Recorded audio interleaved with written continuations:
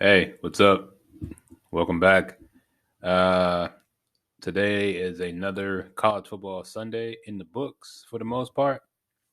3 minutes to midnight. Um, just a quick recap on the Notre Dame game. We are 3-2. We are right now on a three-game winning streak. I like what we're seeing. I like what I'm seeing. Um, the team has looked a lot better these last 3 weeks. Obviously we're winning, but we just look like a more cohesive offense with Drew Pine in. I don't know if it's just he's a better quarterback or I guess there's really there's no expectations really this year. After we lost the Marshall game, I think for the most part everyone looked at us as they kind of stopped looking at the Irish as a I guess as a contender.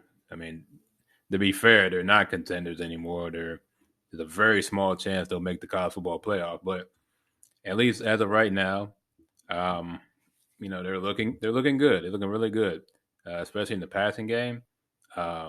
This tight end man, what's his name, Mayer? Man, he's looking amazing out there. Man had 118 catches, 118 yards, and 2 touchdowns. Um, I believe he's also the school holder in receptions. Was it receptions or touchdowns? I know he's top three in like receptions, yards, and touchdown catches as a tight end. He's in the top three in all three of those categories. That seems that's his favorite. That's Pine's favorite target. Pine had another productive day, 262 yards, 3 touchdowns. He did have a pick. Um, but hey, things happen. No one's perfect. Um, hey, we got the W at the end of the day. But I think the real stars are two running backs, Estime, and Diggs. They together they put up 100. Do my math right, 190 yards on the ground. No touchdowns, but look, if you're getting almost 200 yards of rushing from your running backs, you're gonna win a lot of games. That's usually how football works. Is all it comes down to at the point of attack at the line of scrimmage. If your side of the line does better, you usually win the game. Um, I think this is a very balanced game, a very balanced team. It got a little dicey in the fourth quarter, um, but we held on, prevailed, and hey, as long as we're winning, that's all I care about. Let's see if anything else of Let's see if there's anything else I need to reference. No, that's about it. For us, we played another solid game, another solid team victory. Next up, we have uh, we have Stanford. So we got Stanford at home. I'm assuming that's at home. Is this at home? This will be where is this? It'll be at home. Okay, it'll be at home. Um, they got overwhelmingly um, picking Notre Dame. Um, but don't flake on Stanford. Stanford is still a tough team. This isn't a gimme game at any stretch of the imagination. This will be another tough game. It'll come down to the fourth quarter. Um, if we continue to do what we do, and our defense, which has been pretty much top tier these last 3 games, if we keep up with that, I think we'll be fine. We'll come out with another W, and we'll try to push that to 4 in a row. Um, the one other thing I want to look at, um, I don't know if everyone's seen this yet, but there was an incident today at the end of the Jackson State Alabama State game. For those of you that don't know, Deion Sanders coaches Jackson State. Right now, they're undefeated. They're probably one of the best teams in the FCS. But basically, they're calling it an altercation. It's not an altercation. It was more like stuff went down, and he didn't he didn't want to. He was show respect. He shook his hand, and he basically didn't want to give him a hug because um, if you don't know, if you didn't see the game, essentially on Alabama State's last drive, um, it ended up being like third and 25, something like that, and they didn't get the third down conversion. There was about a minute left, and Alabama State called it in. They decided to punt. They didn't have any timeouts left. There was a minute left. Makes sense. You punt because you're not going to get 4th and 25. And they were like deep in their territory. So he took Eddie Robinson Jr. made the decision, kicked the ball. He waved the white flag. And all right, you think it's over, right? Jackson State's going to take a couple knees, end the game, get out.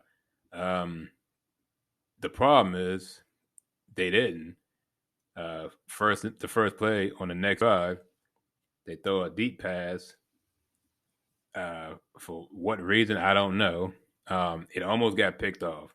Keep this in mind when I get to the end of this. That first play, it almost got picked off, right? So it stopped the clock incomplete. Second play, they do it again. They throw another pass, and then third down, I think it was a run, and then that pretty much ended the game. The clock ran out, time ran out. So at the end, there was, everyone does the the post game handshakes. You go up, you walk to the coaches and players, shake hands, dap, hug, whatever.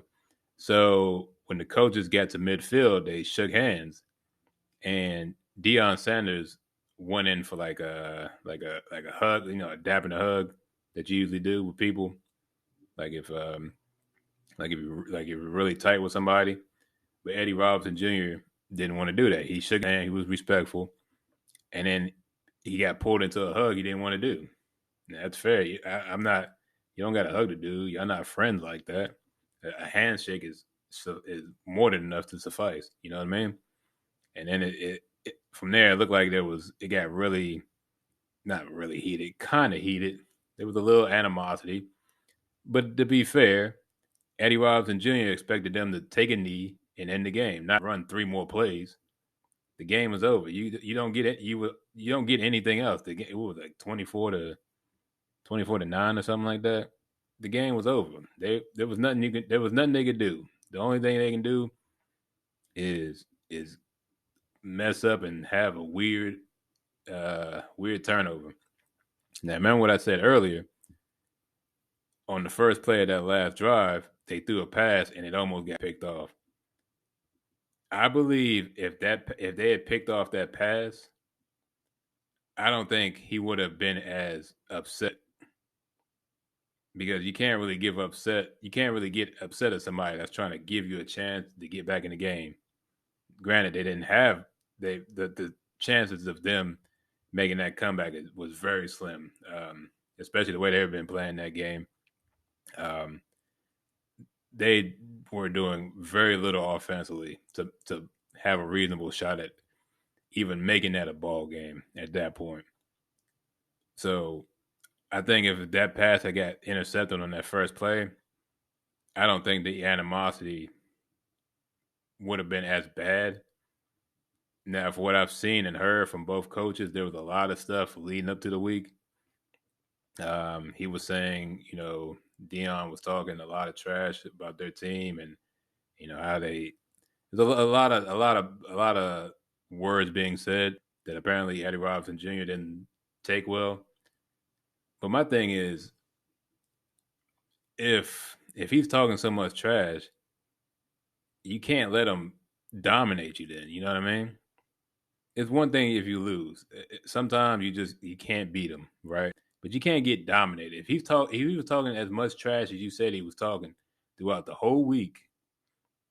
Now, granted, a week is 7 days. There's 6 days before game day. So if he was talking smack, as you said, all week for 5, 6 days, and you go out there and put up a dud, I'm sorry. Look, man, he's got to back up what he says, right? So if he says he's going to beat you, he's got to go out there and back up what he says and beat you. And that's what he did. He beat you guys resoundingly. Your job is to shut him up.